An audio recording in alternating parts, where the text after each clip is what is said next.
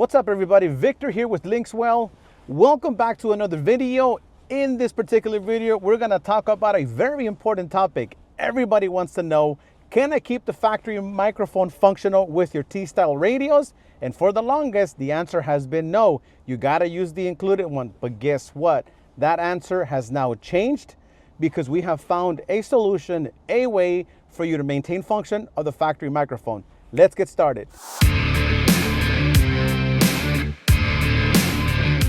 What's up everybody? So here we have another application confirmed. Everybody wants to know, can I keep the factory microphone functional with your radio? The answer is yes. All you have to do is make sure you get the iData link interface. This is the Maestro MIC1. Basically, this interface has factory microphone input through the orange harness. It has ignition 12 volts in, and it also has your microphone output. In this particular case, we're in a Ford Ranger, and the Ford Ranger happens to have a 54-pin connector that you disconnected from the factory display. And the only thing that we normally use this particular plug for is to maintain function of the factory backup camera. Well, guess what? There's another function for this harness now. On the back of the plug, you will find, and you will have to hardwire. So what I've done here is two wires. It looks like yellow with green stripe, and it looks like gray with a red stripe. These two wires, you're gonna cut them right over here. You're gonna extend those wires. So what I've done here is I've extended the wires.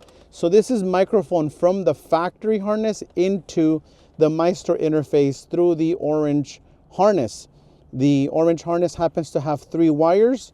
There is a solid orange, which is your microphone plus, orange with the black stripe, which is your microphone negative.